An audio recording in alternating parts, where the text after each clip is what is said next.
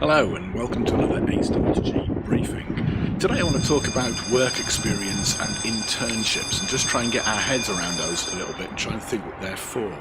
Obviously there's been a lot of news about internships and work experience this week, with a government scheme getting into real difficulty, with companies withdrawing and student groups getting very worked up about the fact that there's no pay involved. Let's just have a think about that and have a think about what we're trying to achieve. We've recently had the Wolf report in England looking at vocational education and whether we've got that right or not. And she came out and made this statement really: what's the point of giving work experience to kids aged 15 and 16 when they're going to stay on in education for another couple of years anyway? And by the time they actually leave school at 18, 19, if they do leave school at 18, 19, is that two weeks of work experience been any benefit to them at all? Have they gained any skills? Has it been a waste of time? Has the world of work moved on in those 2 years since they had their work experience? And wouldn't it be better if we had a scheme aimed at 18-year-olds, 19, 20-year-olds that was about work experience and trying to get people who are not engaged in education, employment or training into it using some kind of scheme? Now, I think there's a big difference between work experience and internship, and I think what's happened is that we've lost that understanding and we've lost the goal really of what it is that we are trying to achieve around that world. Alison Wolf has said in the document, says that longer internships for older students is something that we need. Longer internships. What is an internship?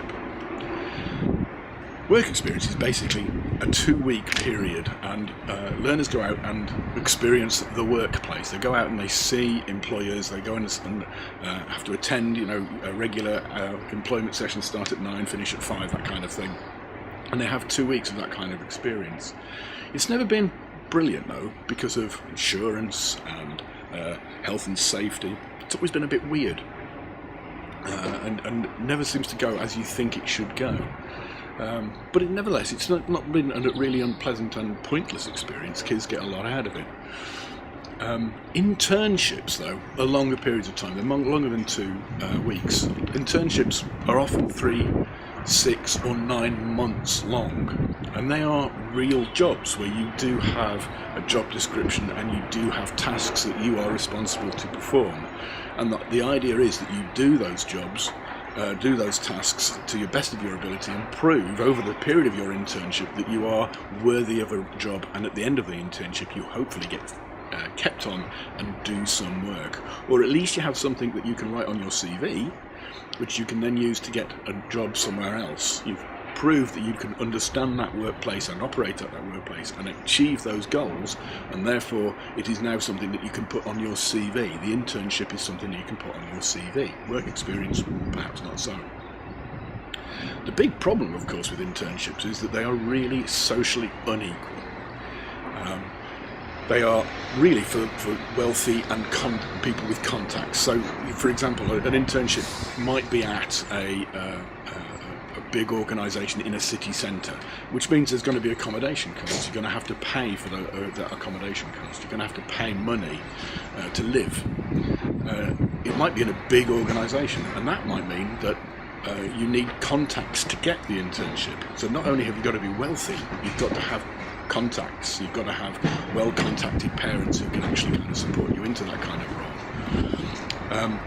So if you're, stuck out in the middle of, nowhere, you do not have those contacts, and you can't travel and stay in cities because of the money involved, you can't access an internship. They're really socially unequal.